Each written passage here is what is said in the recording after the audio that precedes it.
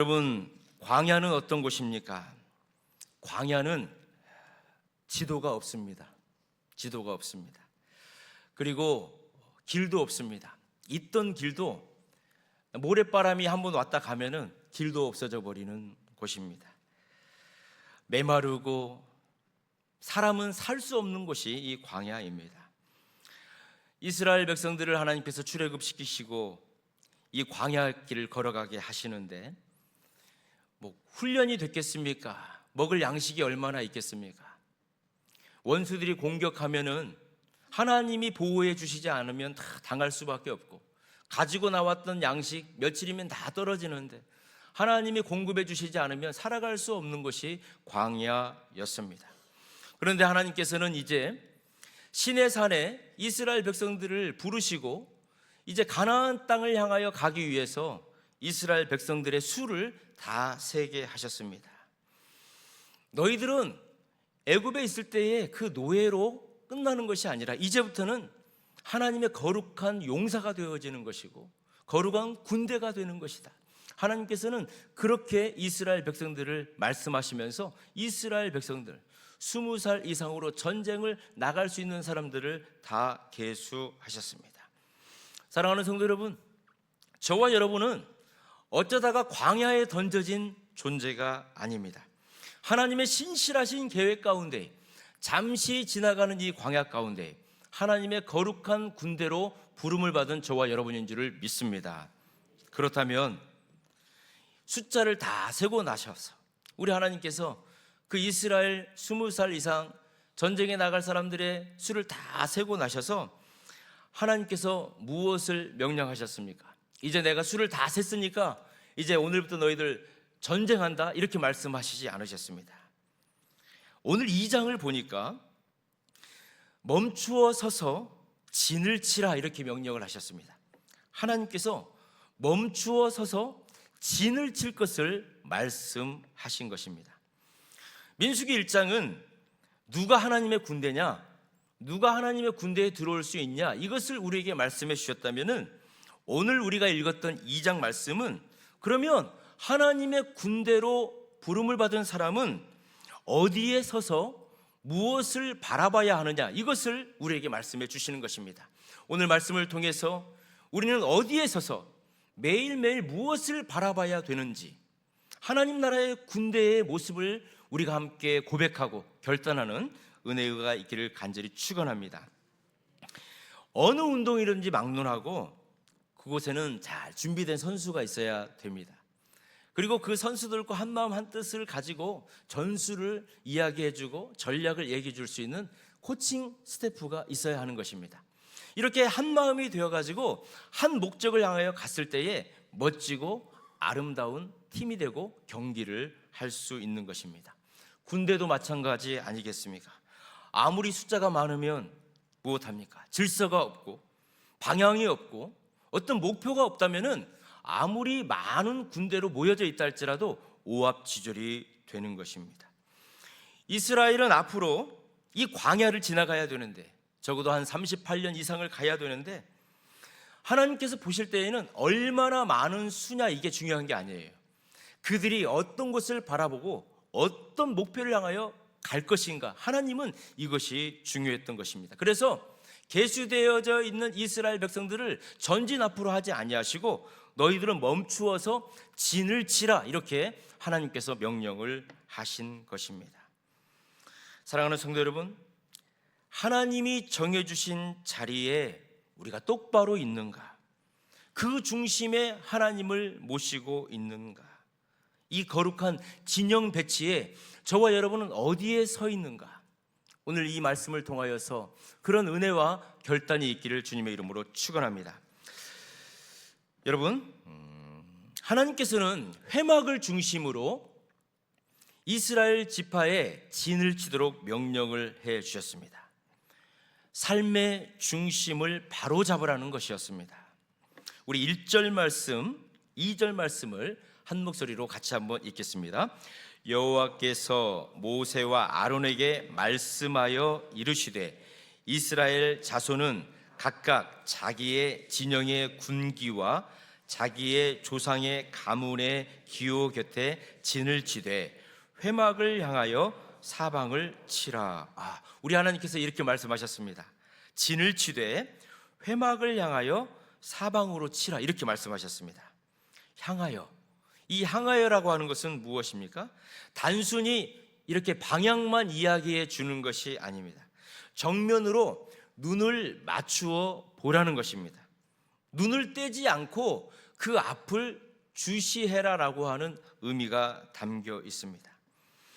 다시 말해서 이렇게 말씀하시는 겁니다. 하나님께서 이스라엘 백성들 모든 지파는 회막을 치고 문을 낼 때 이 사막에서 어디가 경치가 제일 좋은지, 그리고 어떻게 해야 바람이 잘 통하는지, 그리고 어느 쪽으로 내가 문을 내는 것이, 출입을 하는 것이 자유스러운지, 이런 것을 생각하면서 문을 내지 말아라는 거예요. 회막을 중심으로, 무조건 회막을 중심으로 너희들이 문을 내라, 하나님께서 이렇게 명령을 하시는 것입니다. 그러면 어떻게 되겠습니까? 모든 이스라엘 족속들 12지파가 아침에 눈을 떠서 자기들의 회막의 문을 탁 열었을 때 한 군데로 다 보게 되는 것이죠. 어디로 보게 되는 거예요? 회막을 향하여서, 동서남북에서 모두가 다 회막을 향하여서 보게 되는 것입니다. 회막은 무엇입니까? 하나님과 백성이 만나주시는 성스러운 자리가 회막인 것입니다. 이스라엘 백성이 눈을 떴을 때에 제일 먼저 바라보는 것, 자기 진영의 깃발이 아니었다는 것입니다. 문을 열고 봤을 때에 오늘 사막의 바람이 어느 방향으로 부는지, 날씨가 어떤지, 이것을 바라보는 것이 아니었다는 것입니다. 진영 한가운데에 거하시는 하나님을 바라보는 것이고, 그 하나님의 성막에서 피어오르고 있는 구름 기둥과 불 기둥을 바라보는 것이었습니다. 하나님은 오늘 광야와 같은 세상을 살아가는 저와 여러분에게 동일하게 물으시는 것입니다. 너의 인생의 텐트의 문이 어디를 향하여 열어져 있느냐? 네가 아침에 눈을 떴을 때에 가장 먼저 바라보는 시선은 무엇이냐? 참된 신앙이란 무엇입니까? 하나님을 내 삶의 구석으로 밀어넣는 것이 아니죠. 하나님을 내 삶의 유일한 중심에 모셔놓는 것, 이것이 참된 신앙인 줄 믿습니다. 평소에 내 경험과 세상의 방식대로 살다가 급할 때만 하나님을 찾는 것은 회막 중심의 삶이 아닌 것입니다. 내 삶의 시선이, 내 삶의 우선순위가, 내 삶의 가장 중심에 언제나 하나님을 모시고 성막의 삶을 살아가는 것, 이것이 바로 참된 성도의 삶인 줄 믿습니다. 시편 84편은 고라 자손의 시입니다. 고라 자손. 여러분, 고라 자손이 어떤 자손인지 아시죠? 민수기 16장을 보면은 이 모세와 또 이 아론의 리더십의 반기를 들고 대적을 했던 이 자손, 이 사람이 고라입니다. 그런데 하나님께서는 땅을 열어가지고 이 고라의 자손들을 다 땅으로 삼켜버리셨는데, 이 고라의 자녀들 중에서 이 아버지 뜻에 동조하지 않았던 사람들이 있어요. 고라의 자식들이 있었어요. 하나님께서는 그 자식들을 이제 살리셨어요. 그래서 그들을 성전에서 찬양하고 성전의 일을 돕는 자들로 남겨놓았어요. 그래서 이 시편을 보면은 이 고라의 자손들, 이들이 한 10여 편의 시편을 남겨놓았는데 그 중에 한 편이 시편 84편입니다. 시편 84편 10절 말씀을 우리 한 목소리로 같이 한번 읽겠습니다. 주의 궁정에서의 한날이 다른 곳에서의 첫날보다 나은즉 악인의 장막에 사는 것보다 내 하나님의 성전 문지기로 있는 것이 좋사오니. 이 고라의 자손들은 그걸 고백하고 있는 거예요. 비록 우리의 선조들이 죄를 지었지만 하나님의 은혜로 저희들이 살게 되었습니다. 하나님 없는 곳에서 첫날을 사는 것보다 하나님의 존재 내에서 문지기로 하루를 사는 것이 얼마나 귀하고 감사하다는 것을 압니다. 이 고라의 자손들은 성막 중심의 삶, 성전 중심의 삶을 이렇게 시편 84편을 통해서 고백하고 있습니다. 여러분, 이 세상에서 첫날 사는 것보다 하나님의 존재 내에서 이 하루 예배를 드리는 날이 더 복되고 귀함을 고백하는 저와 여러분 되길 주님의 이름으로 축원합니다. 그래서 하나님 믿는 사람들, 하나님의 자녀들은 이 예배에 생명을 걸어야 되는 것입니다. 주일날 아무리 바빠도 1부 예배 드리시고 2부 예배 드리시고 정 못 드리시면 온라인 예배 드리시고, 우리 교회에서 정말 드릴 수 없는 상황이면 여러분이 있는 그 자리에서, 그 지역에서 예배를 드릴 수 있는 곳을 찾아가셔서 예배를 드리는 것, 이 고백이 바로 고라 자손의 고백인 줄 믿습니다. 또 바벨론 포로로 끌려갔던 다니엘은 어떻습니까? 하나님 믿는다는 것 때문에 사자굴에 들어가는 위기 가운데 있었습니다. 그러나 10대 때부터 몸으로 배웠던 예루살렘을 향하여서 하루에 3번씩 창문을 열고, 누가 보든 안 보든 창문을 열고 기도하면 너 사자굴에 집어넣는다라고 하는 이야기도 알고 있으면서도 불구하고 똑같이 하루에 3번씩 주님의 존재를 위해서 무릎 꿇고 기도했던 그 다니엘의 모습, 그게 바로 회막 중심의 삶을 살았던 고라의 자손이며 다니엘의 모습인 줄 믿습니다. 그래서 히브리 기자는 우리에게 이렇게 말하고 있습니다. 믿음의 주요 또 온전케 하시는 이인 예수를 바라보자. 우리 안에 거하시고 우리 안에 장막을 쳐주신, 이 땅에 하늘 보좌를 버리고 오신 그 예수 그리스도를 바라보자. 이것이 저와 여러분의 신앙의 고백이 되시기를 주님의 이름으로 축원합니다. 이 광야와 같은 세상에서 끊임없이 바라보아야 될 그 회막은 우리 인생 가운데 가장 중심에 계시는 예수 그리스도인 줄 믿습니다. 2024년 12월에 이제 하나님의 부르심을 받았습니다.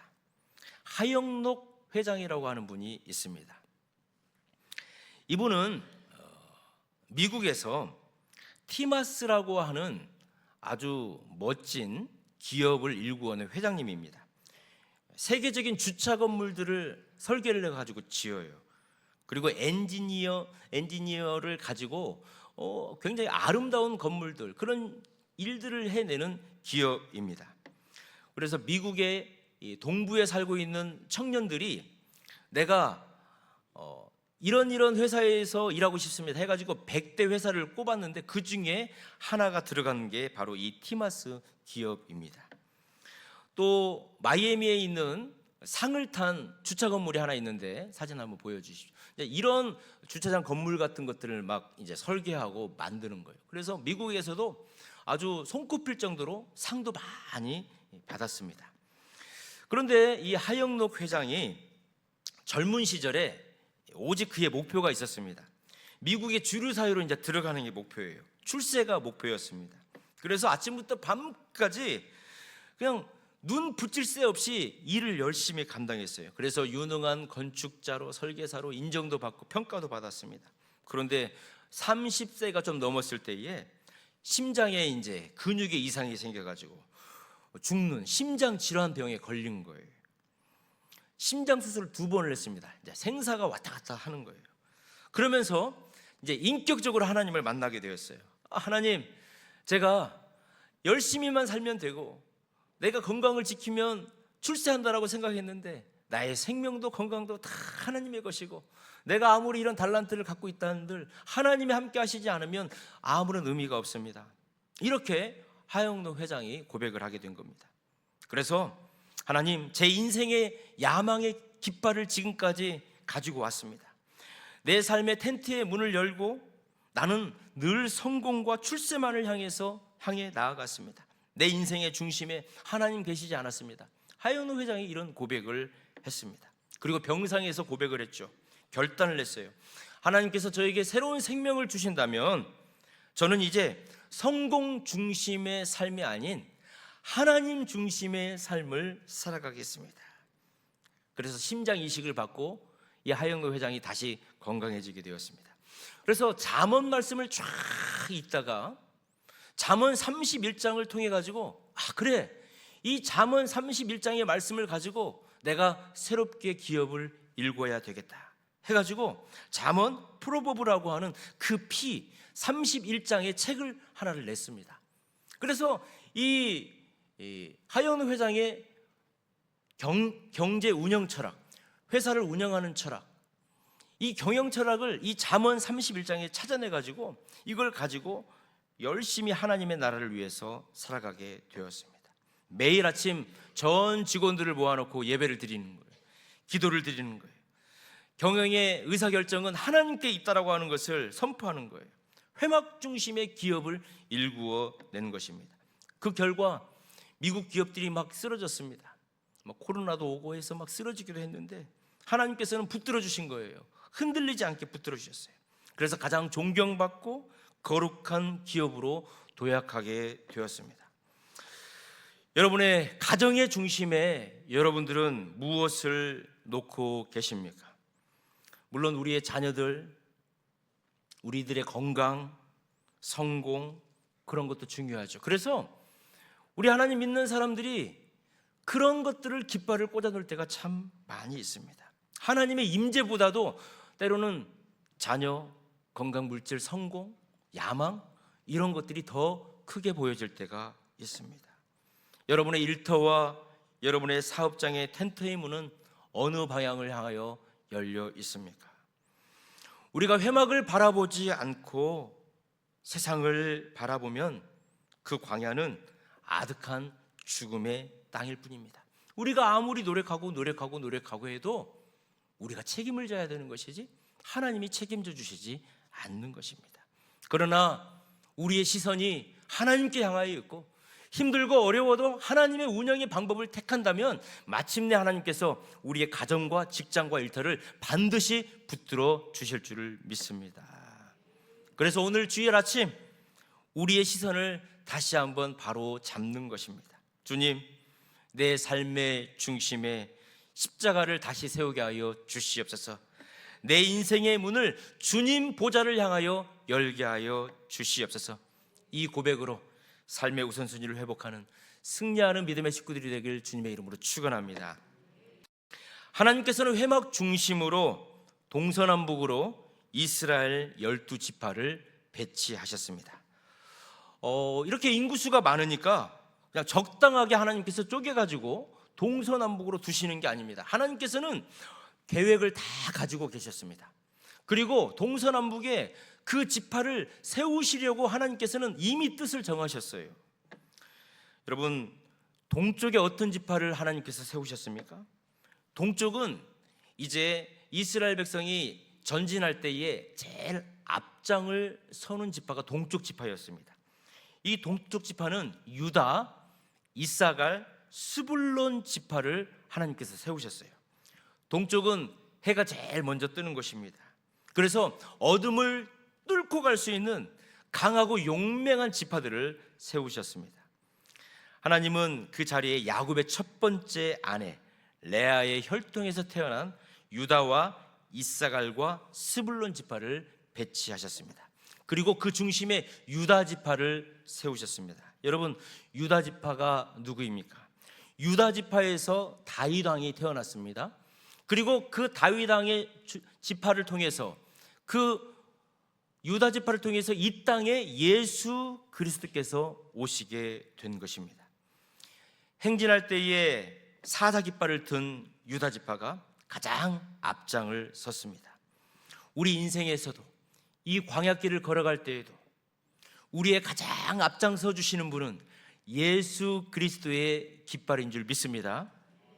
주님이 앞장서 가실 때에 어떠한 막막한 광야의 길도 열어지게 되는 것이고 그 길이 열려져서 그 길을 통해서 어둠의 영적 권세들이 다 물러가게 될 줄 믿습니다.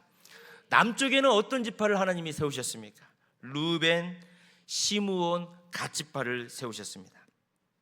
이 남쪽 지파는 좀 문제가 있는 지파예요. 여러분, 루벤이 누굽니까? 루벤. 이 루벤이 원래는 큰아들이잖아요. 장자의 축복을 받아야 되는데 아버지의 침상을 더럽혀 버렸어요. 그래서 장자의 축복을 받지 못합니다. 또 여러분, 시므온은 누굽니까? 세겜성에서 머물렀을 때에 창세기 34장을 보면 야곱의 딸 디나가 있는데, 이 디나가 세겜 사람들에게 괴롭힘을 당했을 때에 이 시므온이 칼을 차고 가가지고 이 세겜 사람들을 막 죽였어요. 그리고 라헬의 하녀 실바에게서 태어났던 갓 지파가 모여 있는 곳이 남쪽에 진을 친 지파였습니다. 약점도 참 많습니다. 아픔도 참 많이 가지고 있는 지파입니다. 그런데 하나님께서는 이 지파를 외면하지 않으신 것입니다. 오히려 회막의 남쪽에다가 이 지파를 배치를 시키면서 하나님의 날개로 그들을 품어주신 것입니다. 아무리 허물 많은 인생이라 할지라도 하나님의 울타리 안에 거하게 될 때에 거룩한 영적 군대 안에 들어가서 함께 광야의 길을 헤치고 나가간다는 것을 하나님께서는 보여주시는 것입니다. 서쪽에는 어떤 지파를 하나님께서 배치해 주셨습니까? 에브라임, 므낫세, 베냐민 지파를 서쪽에다가 배치하셨습니다. 요셉에게는 두 아들이 있었죠. 그래서 요셉은 두 배의 축복을 받게 됩니다. 그래서 요셉에게 축복을 주시는 것이 아니라 요셉의 두 아들이었던 에브라임과 므낫세가 축복을 받게 됩니다. 그리고 요셉의 유일한 친동생 베냐민, 이렇게 에브라임과 므낫세와 베냐민을 서쪽에다가 하나님은 배치를 시키셨습니다. 혈연적으로 굉장히 끈끈하고 친밀한 유대감이 강한 지파를 묶어 주신 것입니다. 광야길을 갈 때 피곤하고 지칠 때에 서로 따뜻하게 보듬어주고 격려할 수 있도록 그런 울타리를 만들어 주신 것입니다. 북쪽에는 어떤 지파를 하나님께서 세우셨습니까? 단과 아셀과 납달리 지파를 세우셨습니다. 이 북쪽 뒤쪽에는 이 광야에 이 도적대들이라든지 가나안 족속들이 수시로 이 뒤쪽을 공격을 많이 해요. 그래도 단과 아셀리 납달리 지파가 이 뒤쪽에서 보호를 하면서 외부 침략 세력들을 막아내는 역할을 감당하게 되었습니다. 우리 동성교회는 하나님께서 많은 성도들을 불러주셨습니다. 동쪽의 유다처럼 앞장서서 나아가는 성도들이 있습니다. 또 북쪽의 단처럼 뒤에서 연약한 성도들을 지켜주고 보호해주고 격려해주고 기도해주는 그런 지파도 있습니다. 여러분, 중요한 것은 내 위치가 어디이든 하나님이 나를 지금 배치해 놓으셨다는 거예요. 우리 동성교회 안에서 동서남북 안에 하나님께서는 저와 여러분을 가장 필요한 곳에 배치해 놓으셨다는 것입니다. 그렇기 때문에 우리가 동서남북 어디에 있든지 간에 우리는 형제들의 손을 잡고 하나님께서 구름 기둥으로 인도하시고 불 기둥으로 인도하시는 것을 멈추지 않고 가는 것입니다. 고린도전서 12장을 보면 우리가 은사장이다 이렇게 말을 하는데, 머리 대신 예수님 안에 많은 지체들이 있고 많은 은사들이 있다는 거예요. 지금 이 말씀은 민수기 2장에 바로 회막을 중심으로 동서남북에 배치되어져 있는 하나님 나라의 백성들의 모습을 고린도전서 12장의 은사를 통해서 저와 여러분에게 보여주신 줄을 믿습니다. 우리에게 주신 은사는 주님의 교회를 세우기 위해서, 오실 주님의 길을 예비하기 위해서 저와 여러분에게 주신 은사인 줄을 믿습니다. 그래서 부족하면 조금 더 일으켜주고, 우리가 많이 가지고 있으면 나누어주고, 기도가 없는 이들을 위하여 중보해주고, 헌신이 부족한 것에 헌신하여 줘서 하나님의 나라, 오실 주님의 길을 예비하고 회막 중심의 삶을 살아가는 저와 여러분이 되시기를 주님의 이름으로 축원합니다. 강한 지파와 연약한 지파를 하나님께서 어우르게 하여 주시고, 앞서가는 지파와 뒤에 있는 지파를 하나가 되게 해 주셨습니다. 우리 동성교회 거룩한 진영 안에서 하나님께서 묶여주신 그 이유를 발견하는 저와 여러분 되기를 주님의 이름으로 축원합니다. 그래서 우리 옆에 계신 분 한번 인사 한번 나누겠습니다.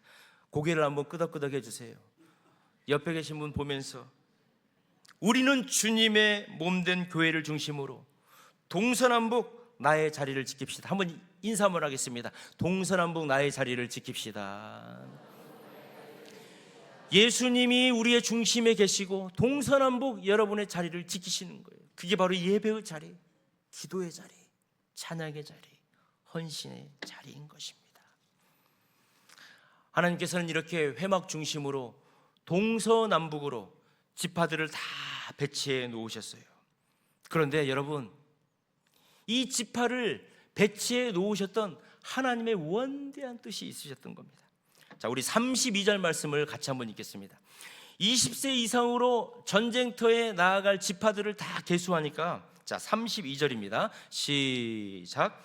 이상은 이스라엘 자손이 그들의 조상의 가문을 따라 계수된 자니 모든 진영의 군인 곧 계수된 자의 총계는 60만 3,550명이라. 60만 3,550명의 전쟁에 나갈 20세 이상의 남자들을 다 계수하게 된 것입니다. 동쪽 진영, 이 동쪽 진영이 이사갈, 스불론, 유다 지파, 제가 말씀을 드렸는데 18만 6,400명입니다. 이 동쪽 지파에 있는 사람들의 수를 계수해 보니까 18만 6,400명이에요. 그래서 가장 길어요. 가장 인원이 많아요. 서쪽은 어떻습니까? 에브라임 진영인데 10만 8천 명 정도가 되는 거예요. 인구수가 가장 적어요. 싸움에 나갈 수가 가장 적어요. 그리고 남쪽 15만 명, 그리고 북쪽 15만 명. 이 남쪽과 북쪽은 15만 명 정도가 돼요. 그래서 여러분, 성막을 중심으로 해서 계수된 동서남북에 이 인원들을 배치해 보니까 가장 기다란 동쪽, 상대적으로 짧은 서쪽, 그리고 좌우 균형을 잡은 남쪽과 북쪽, 이렇게 해가지고 하늘 위에서 딱 보니까 어떤 모습이 되는 줄 아세요? 십자가의 모습이 되는 거예요. 하나님께서는 이 십자가의 모습을 예수님이 오시기 전에 이스라엘 백성들을 향해서 만들어 놓으셨던 거예요. 예수님께서는 이 땅에 오셨습니다. 이 성막 중심으로 살아가는 하나님의 나라, 하나님의 백성들을 온전히 구원하여 주시기 위해서 2000년 전에 우리 예수님이 이 땅에 오신 거예요. 갈보리 언덕에서 십자가가 세워지기 전에 수천 년 전에 이미 광야 한복판에서 하나님께서는 당신들의 백성의 삶의 모습을 십자가의 모양으로 이렇게 만들어 놓으셨던 것입니다. 성도의 삶이란 내 의지로, 내 억지로 살아가는 것이 아닙니다. 하나님이 명령하신 거룩한 질서에 순종할 때에 우리의 삶의 궤적은 저절로 이 십자가의 형상, 십자가의 모습을 가지고 살아가게 될 줄 믿습니다. 갈라디아 6장 14절 말씀에서 우리에게 말씀해 주고 계십니다. 같이 한번 읽습니다. 그러나 내게는 우리 주 예수 그리스도의 십자가 외에 결코 자랑할 것이 없으니 그리스도로 말미암아 세상이 나를 대하여 십자가에 못 박히고 내가 또한 세상을 대하여 그러하니라. 이스라엘이 광야에서 거대한 십자가의 진영을 이루면서 나갈 때에 아말렉 족속, 다른 기타 가나안 족속들 전쟁을 하고 위협으로 이스라엘 백성들을 무너뜨리고 쓰러뜨리려고 했지만은 이 세상이라고 하는 거친 광야 속에서 이 십자가 대역으로 나갈 때에 하나님께서는 이스라엘 백성들을 지켜주신 줄을 믿습니다. 1924년 파리 올림픽에서 금메달을 땄던 에릭 리델이라고 하는 사람이 있습니다. 이제 이 사람의 이야기를 가지고 불의 전차라고 하는 영화도 만들어지기도 했습니다. 이 에릭은 영국을 대표하는 100m 선수였습니다. 그래서 이 에릭이 뛰면은 이제 이 금메달은 따는 거예요. 세계적인 기록을 가지고 있기 때문에. 근데 예선전을 딱 해야 되는데 그 예선전을 하는 날이 주일날이었습니다. 주일날. 이 에릭이 주일날 예선전을 뛰었을까요? 안 뛰었을까요? 영국 사람들은 그러는 거예요. 에릭, 눈 한 번만 감아라. 네가 지금 주일날 이 예선전을 뛰면 예선전 통과해가지고 100m에서 금메달 딸 건데 그 예배를 드려야 된다는 이유로 예선전에 참가 안 하면 너는 매국노야. 너는 영국에서 살 수 없어. 이런 얘기를 막 한 거예요. 그런데 에릭이 예선전을 뛰지 않은 거예요. 나는 하나님 앞에서 100m를 뛰는 사람이지 세상 앞에서 100m를 뛰는 사람이 아닙니다 해가지고 과감하게 애선전을 안 해버렸어요. 100m 뛸 수가 없는 거예요. 그래서 영국에서 난리가 났습니다. 우리나라를 팔아먹을 매국노, 우리나라의 금메달을 잃어버린 녀석, 막 이러면서 온갖 욕설을 다 퍼붓게 되었습니다. 그런데 하나님께서는 이 에릭의 그 하나님을 향한 마음을 외면치 않으셨어요. 400m를 뛸 수 있는 기회가 생긴 거예요. 그런데 이 에릭은 원래 400m 뛰는 사람이 아닙니다. 100m 사람이에요. 100m 사람이 400m를 뛴다는 것은 메달을 딸 수 있는 확률이 거의 없어요. 그런데 하나님께서 에릭에게 엄청난 은혜를 부어주신 거예요. 그래가지고 이 400m를 뛰어가지고 금메달을 따버린 거예요. 에릭에게는 이제 축복의 통로, 물질, 명예 이런 게 막 다 온 거예요. 그런데 에릭이 하나님께 그런 기도하는 거예요. 하나님, 제가 400m를 뛰어서 금메달을 딸 수 없는 사람이었는데 제가 뛰려고 하는데 제 마음속에 이해하지 못하는 그런 막 능력이 나오고, 그리고 에릭이 400m를 뛰려고 할 때에 이 에릭의 근육을 풀어주는 그 마사지사가 에릭한테 성경 말씀을 하나를 줬습니다. 사무엘상 2장 30절의 말씀인데, 나를 존중히 여기는 자를 내가 존중히 여기리라. 스포츠 마사지를 통해서 에릭이 그 말씀을 받은 거예요. 그리고 그 말씀을 가지고 400m를 뛰는데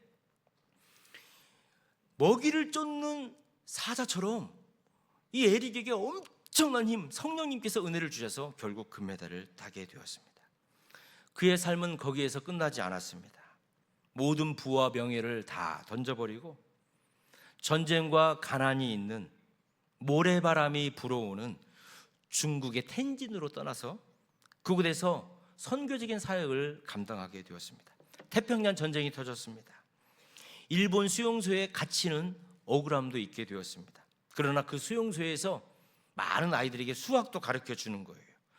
노인들, 고통을 받아가지고 몸을 추스릴 수 없는 사람들에게 가가지고 소변을 받아주고 대변을 받아주고 그들에게 복음을 전해주고, 마지막 순간 43살의 나이에 이 에릭이 뇌종양에 걸려서 죽게 되어지는데 그때까지 주님의 은혜와 사랑을 나누었습니다. 이 에릭의 삶은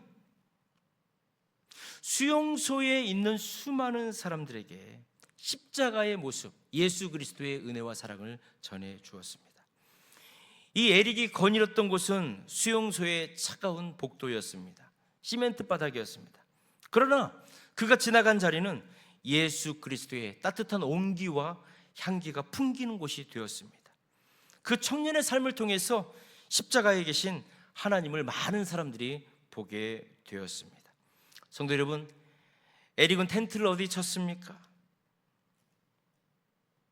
에릭은 그 텐트의 자리가 올림픽 자리였습니다. 100m를 포기하고 400m를 뛰는 그 자리에 하나님이 계시는 텐트를 쳤습니다. 중국의 선교제 텐트를 쳤습니다.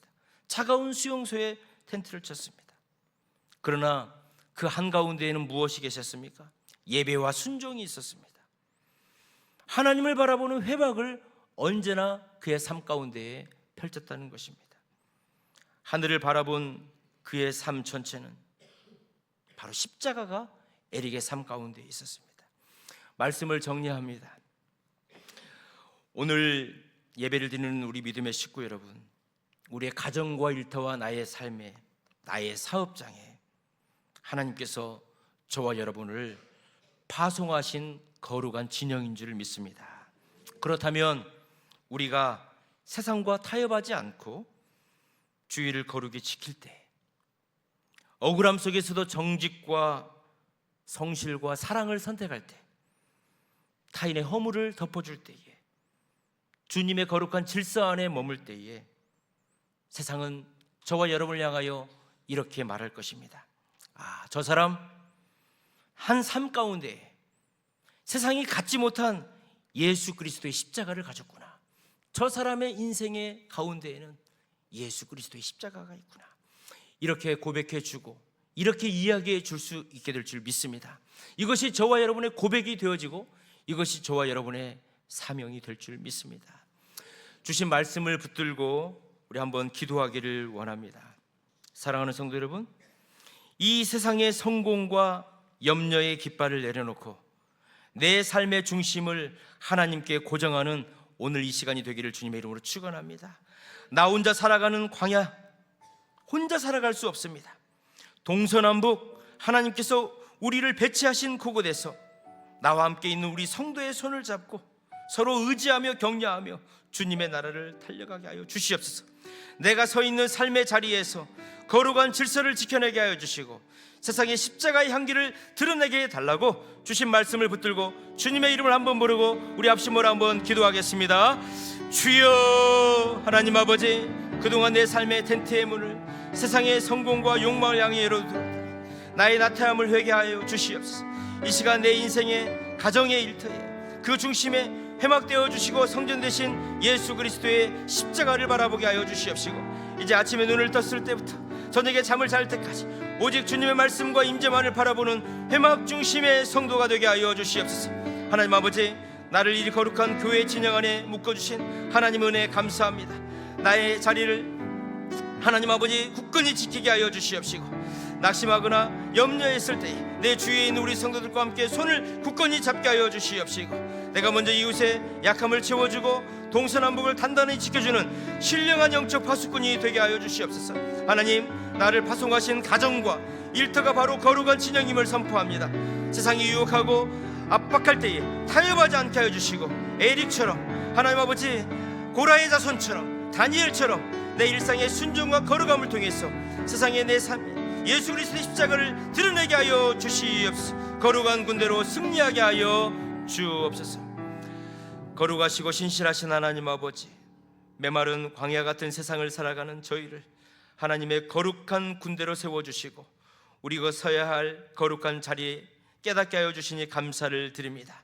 바라옵기는 사랑하는 모든 성도들의 삶의 시선이 언제나 주님의 십자가와 보좌를 향하게 하여 주시옵소서.